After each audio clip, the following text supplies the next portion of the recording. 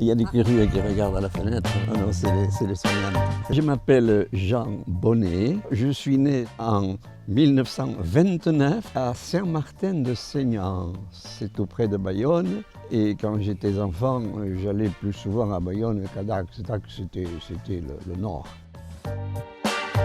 Je suis entré au Grand Séminaire en 1948. Ça fait que j'ai été ordonné prêtre en 1954 par Monseigneur Mathieu. Alors j'ai été envoyé pour être professeur sans aucune qualification au petit séminaire d'Aire-sur-Adour. Et je suis resté 20 ans. Lassé de cette fonction, j'ai demandé à la paroisse. Bon, Monseigneur Sarabert m'a envoyé à Biscarros. La paroisse avait besoin de respirer. Je crois qu'elle a respiré pendant les années où je suis resté là. J'ai été curé de la nouvelle paroisse de Sainte-Marie des Arigans. On est devenu auxiliaire qu'à 75 ans, ce qui m'est arrivé quelque temps après. Croire en Jésus-Christ, c'est-à-dire Dieu qui n'est pas resté dans les nuages, mais qui s'est fait homme, donc qui est venu jusqu'à nous. Chaque être humain a une valeur très grande auprès de Dieu et que c'est pour tous les humains pareil. Et je crois que c'est là le cœur finalement de la foi chrétienne. J'en suis convaincu. C'est-à-dire que je n'ai jamais hésité dans ce choix de vie.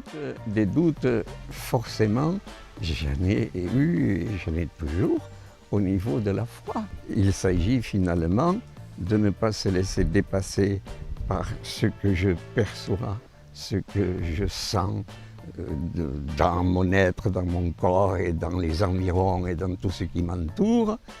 Mais oui, mais il y a autre chose que ça. Il y a cette réalité de la présence de Dieu en moi et dans les autres, toujours à cause de ce que je crois de Jésus-Christ.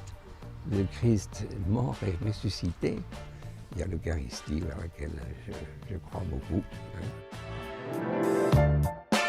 C'est un choix de l'Église, disons, parce qu'il aurait pu être différent. Et puisque dans certaines parties de l'Église, il n'est pas obligatoire. Chez les prêtres d'Orient, pas seulement chez les orthodoxes, bon, on est ordonné prêtre une fois marié. On n'est pas marié après avoir été ordonné prêtre. Bon, rien n'empêcherait que ce soit comme ça. Bon, on a été invité à accepter le célibat. Et bon, c'est au nom de la foi aussi qu'on l'accepte. Et il ne faut pas s'étonner que ça pose question, parce que si je lis l'Évangile, je sais qu'au moment où on a posé la question à Jésus à propos d'un célibat choisi pour le royaume des cieux, Jésus a dit tout simplement « tout le monde ne peut pas le comprendre ». Alors, il vaut mieux ne pas essayer de l'expliquer. Jean 23, Paul VI, Jean-Paul II. Jean-Paul Ier, il est passé tellement vite, il n'a pas pu marquer grand-chose. Jean-Paul II et François, je pense que tous les quatre ont marqué profondément l'Église.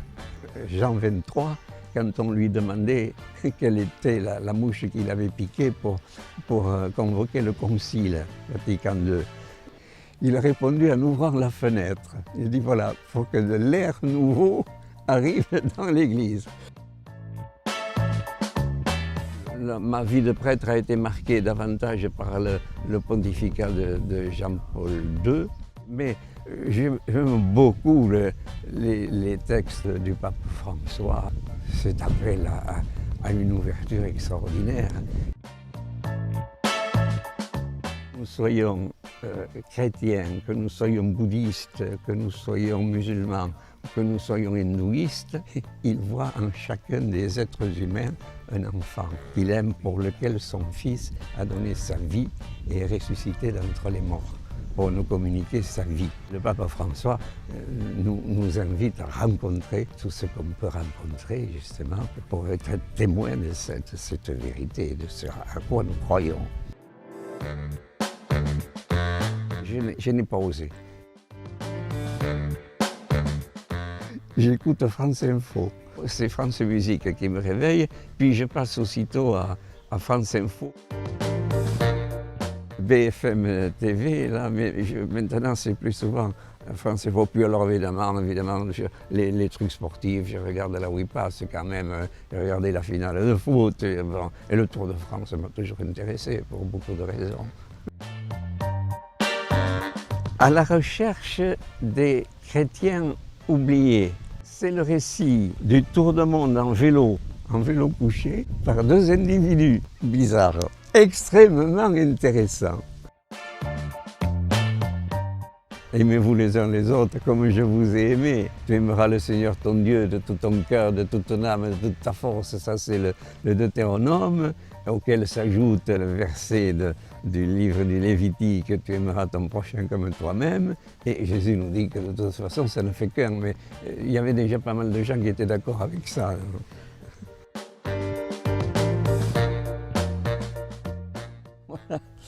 Bon, on peut respirer? Allez.